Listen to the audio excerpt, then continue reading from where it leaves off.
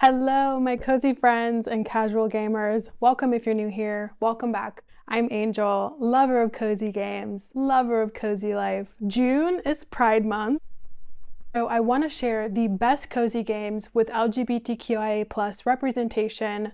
Let's get into it. Before we start, don't forget to subscribe because I have more cozy games and cozy fun coming your way. Pride Month is such an amazing time, and it's so important for us to have representation in video games. So let's talk about the best cozy games that have LGBTQIA+ representation. Okay, first up is Dream Daddy, a daddy dating sim. Imagine you just moved to a new town and everyone is hot and single. Wild.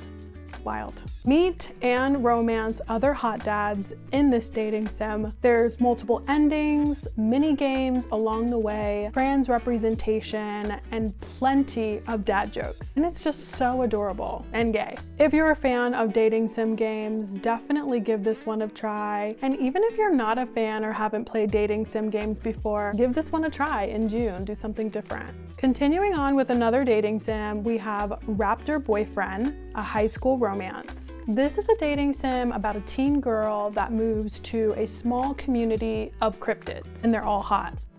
It's basically a 90s teen drama with enjoyable satire. So as you're adjusting to your new town and moving through your senior year of high school, you're also looking for love. Your love options, I think, are really unique and represent a range of identities. Alrighty, this game has to be one of my favorite games of all time. So absolutely play it if you haven't. It's unpacking. You unpack through the life experiences of the main character in this puzzle game. Love the representation and just how satisfying it was to create each living space while learning more about the main character. No Longer Home is up next, and this game tells the story of a queer couple that is experiencing the ending to a life that they've built together. They're sort of forced to go their own separate ways due to some different life changes. And so in this game, you learn more about their fears, their desires, their thoughts around this significant change and the significant changes that are happening in their lives. One of the characters in the couple, if I'm not mistaken, is a non-binary character, so I love that representation as well. And in this game, you can go to barbecues, you can play video games. It is a point and click puzzle game. It's very different, but it also seems super relatable because, I'm sure we've all experienced either in relationships or on our own, just some of these big changes and how to navigate through what that looks like. If you're a fan of puzzle games, give that one a try as well. I know I talk about this game all the time. Coffee Talk, I think, has great LGBTQIA+ representation. Even just looking at some of the characters, initially, it's very queer. In Coffee Talk, you are a barista that is running your own coffee shop.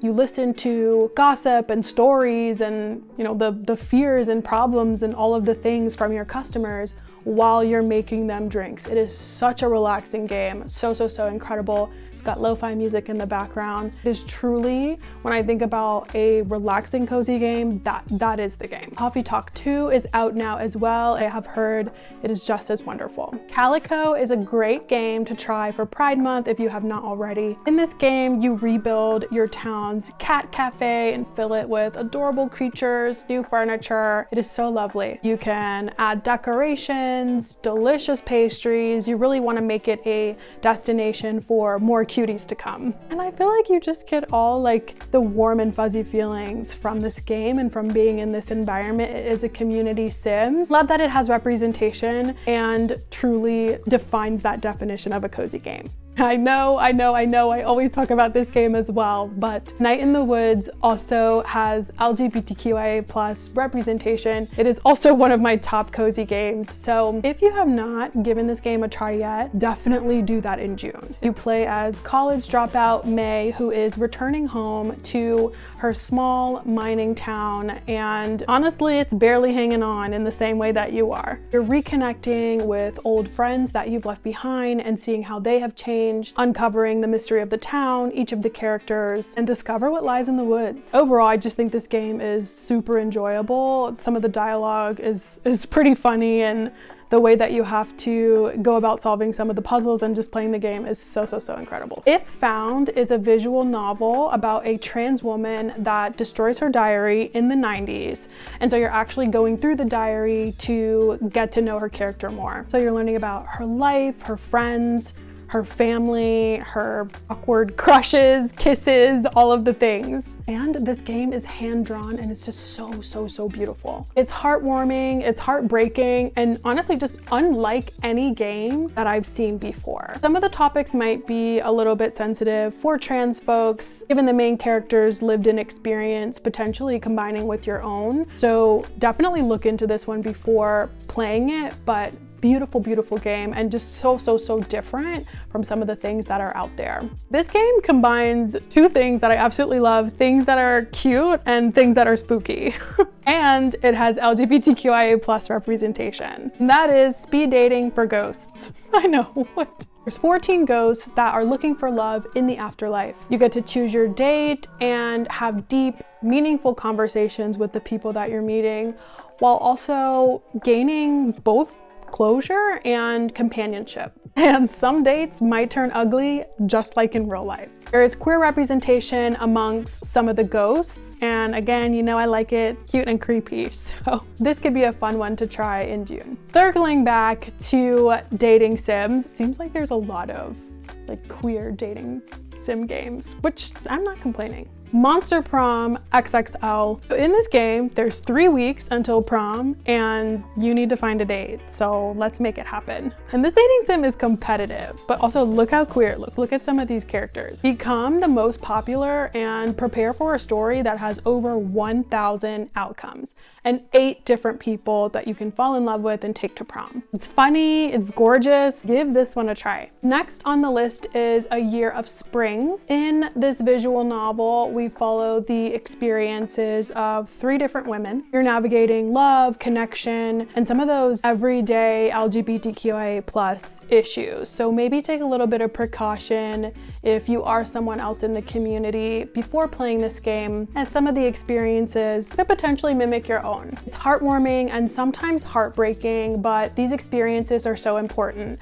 And like I said, you know, either you've experienced this yourself or maybe you have someone close to you that has experienced this. So it's important to see, it's important to talk about. The art is very cute. The soundtrack is relaxing. If you haven't heard of this one, definitely give it a try. Chicory, Colorful Tale is next, and just looking at some of the graphics through the game, it screams pride. It's up to you to bring color back into your world after the artist Chicory goes missing. You get to solve puzzles, add paint to different environments, complete side missions, and even play local co-op if you want. There is a non-binary character representation through a lesbian relationship, and again, just look at this gameplay. The fact that you get to bring life through color back into your world and paint some of these different environments is so cute, so fun. Last but certainly not least on my list is Wildflowers. I recently started playing this game. I'm addicted.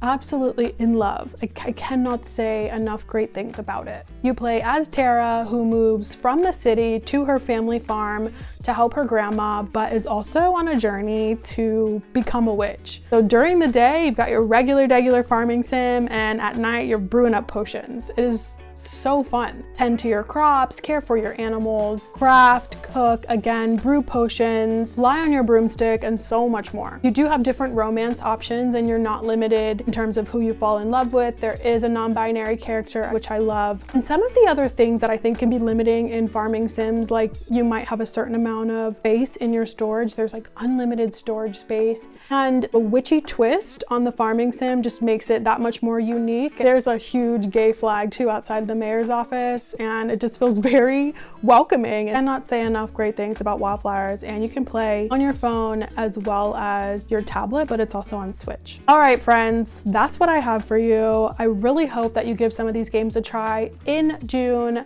Happy, happy, happy Pride. I want to again stress the importance of having this representation, and so hopefully one of these games speaks to you, and maybe you've already played some of them and want to recommend them to friends to play as well. Let me know in the comments some of your favorite games that have LGBTQIA+ representation, and I will see you in the next video.